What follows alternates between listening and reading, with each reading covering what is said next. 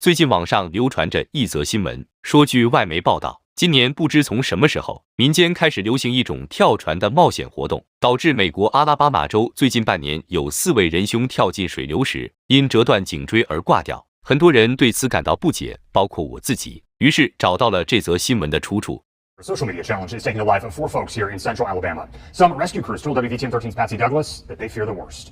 This daily trend is called #boat jumping and it's coming from TikTok. Many are jumping off of moving boats at lakes like here in Shelby County. If they're being filmed on camera, I think they're more likely to do something stupid because they want to show off in front of their friends or for like social media. A TikTok challenge has rescue crews worried while on the water this summer. In the last 6 months, they've seen 4 victims die from this boat jumping TikTok challenge. But the 4 that we responded to when they jumped off of the boat,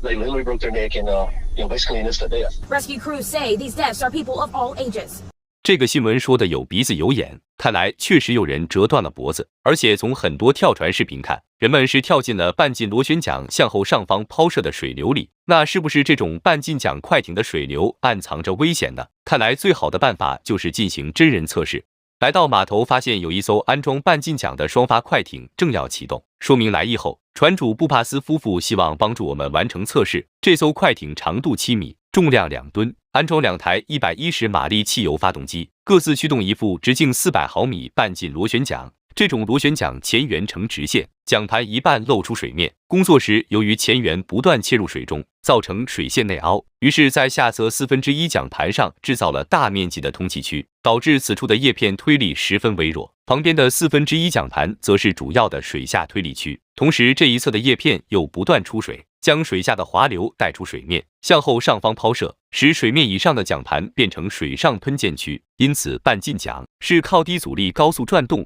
来得到较大的水流抛射速度，并获得反作用力。当这艘快艇以25节航行时，按每台发动机最大传递功率约75千瓦，螺旋桨效率取 0.6， 则螺旋桨推力约3500牛顿。又由于这副400毫米螺旋桨的水流通道只是水线下的小部分面积，大约 0.05平方米，那么在3500牛推力下，根据质量流量公式，桨盘后的水流增速约为 8.3米每秒，也就是快艇以25节航行时，螺旋桨喷流相对快艇的后退速度约21米每秒。如果有人进入喷流里，那么水流的最大撞击速度大致相当于从22米高度自由下落拍到水面上，这比女子高台跳水的高度还高2米。如果没有练过，那确实有可能拍出内伤或折断脖子。想到此处，已经站在船尾的劳兹·布帕斯先生犹豫了。但是看到社交媒体上不断有人发出各种姿势的跳船视频，他终于鼓足勇气跳了下去。当双脚进入喷流里时，强大的水流动压就开始推动腿部，使身体一边后退一边绕着重心旋转。当人的下半身落入水流时，由于受到的推力急剧增大，造成身体加速后退和旋转。期间脖子由于在身体旋转中前移，又同时随身体后退，实际上几乎是在做正常下落，并没有承受较大过载。当上身开始进入水流时，由于身体一直在不断倾斜，造成水流指向斜上方的冲击力，使身体入水的速度变慢。这样上半身进入喷流时，身体的触水面积和角度只会和缓增大，而水流动压又在持续减小，使身体以不超过2G 的最大过载向后退去。因此，脚朝下跳进喷流里看似惊险，但不可能造成脖子当场折断。